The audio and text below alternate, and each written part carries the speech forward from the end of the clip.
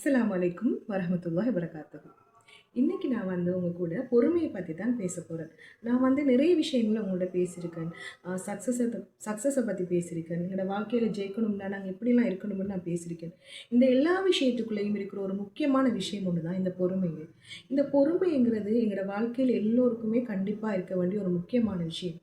நாங்க இப்ப ஒரு இன்ஸ்டன்டான லைஃப்ல வாழ்ந்துட்டுருக்கோம். எல்லாமே எங்களுக்கு குயிக்கா கிடைக்கணும், ஃபாஸ்ட்டா கிடைக்கணும். ஒரு ஃபோன்ல ஒரு பட்டன தட்டினா எங்களுக்கு எல்லாம் நடக்குது. அதே மாதிரி எங்களோட லைஃப்ல எங்கள ஃபோன் மூலமா எங்களுக்கு என்னென்னலாம் குயிக்கா கிடைக்குது. ஒரு மெசேஜ் அனுப்புறோம், ஒரு செய்தி அனுப்புறோம், ஒரு ஃபுட் ஆர்டர் பண்றோம், ஒரு காச இன்னொருத்தருக்கு ட்ரான்ஸ்ஃபர் பண்றோம். இப்படி எங்களோட தேவைகள், எங்களுக்கு தேவையான விஷயங்கள்லாம் ஒரு ஃபோன்ல நாங்க ஒரு பட்டன் அழுத்தி நாங்க எவ்வளோ குயிக்கா எடுக்கிறோமோ, அதே மாதிரி எங்களோட லைஃப்பும் இருக்கணும். சாதாரணமா ஒரு சினிமா படத்துல ஒரு பாட்டுல எப்படி அவங்க பெரியவளா ஆகி சாதிக்கிறாங்க. அதே மாதிரி எங்களோட லைஃப்பும் மாறணும்னு நாங்க யோசிக்கிறோம். நாங்க யோசிக்கிறதுல ஒண்ணுமில்ல. நாங்க யோசிக்கணும். நாங்க இப்படி பெரிய ஆளாகணும், சாதிக்கணும்ங்கிறது எங்க மனசுல கண்டிப்பா இருக்கணும். ஆனா, அதுக்கும் ஒரு எல்லை இருக்கு. எல்லாமே எங்களுக்கு உடனே உடனே எங்களோட லைஃப்ல நடந்துராது. கொஞ்சம் தாமதமாகும். ஆனா, அதோட பலன் ரொம்பவுமே எங்களுக்கு சந்தோஷத்த குடுக்கும். உதாரணமா ஒரு மரம் ஒரு நிலத்துல வளர்ந்து எங்களுக்கு பழத்த தருதுன்னு சொன்னா, நாங்க அதுக்காக தண்ணி ஊற்றி வளர்த்து, அதுல வேர் நிலத்துல ஊன்றி, அதுக்குரிய ஊட்டங்கள்லாம் அதுக்கு சென்று தான் எங்களுக்கு அது பழமா, எங்களுக்கு கனியா கிடைக்குது. நாங்க சாப்பிடுறோம். அதே மாதிரி தான் எங்களோட லைஃப்லயும் எங்களுக்கு ஒவ்வொரு விஷயங்களும் தாமதமாக கிடைக்குதுன்னு சொன்னா, அதோட பிரயோசனம் எங்களுக்கு பெருசா தான் இருக்கும். லைஃப்ல எங்களுக்கு நிறைய விஷயங்கள்ல நாங்க தோல்வி அடைஞ்சிருக்கலாம். நிறைய விஷயங்கள்ல நாங்க ஏமாற்றப்பட்டிருக்கலாம், அவமானப்பட்டிருக்கலாம்.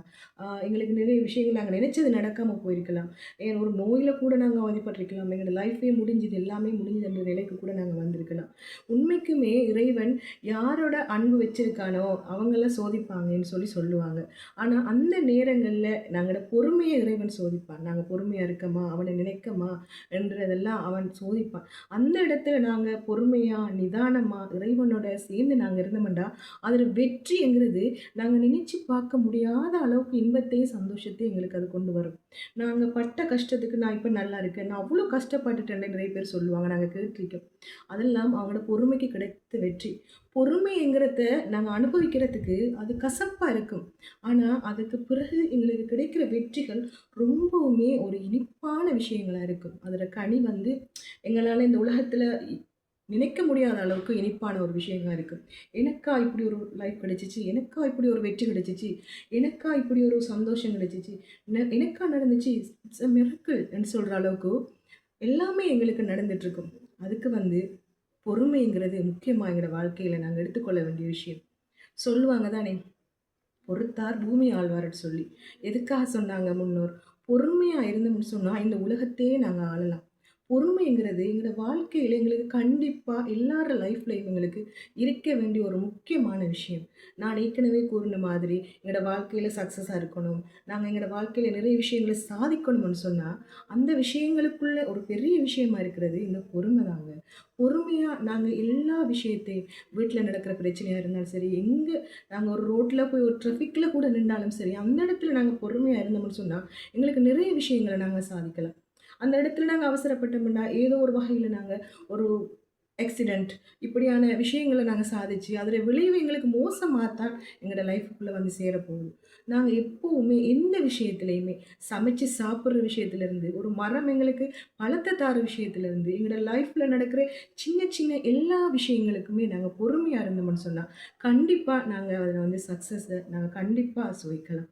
நீங்க யோசிச்சு பாருங்க. இதுக்காக நாங்க பொறுத்துக்கிட்டு போறோமேன்னு நாங்க யோசிக்கக்கூடாது. அந்த பொறுத்துக்கிட்டு போறோம் என்று நினைக்கிற அந்த விஷயத்துக்குள்ள தான் எங்களோட வெற்றி இருக்கு, எங்களோட சந்தோஷம் இருக்கு, எங்களோட வாழ்க்கை இருக்குங்கிறத நீங்க அடிமனசால உணர்ந்து கொள்ளுங்க.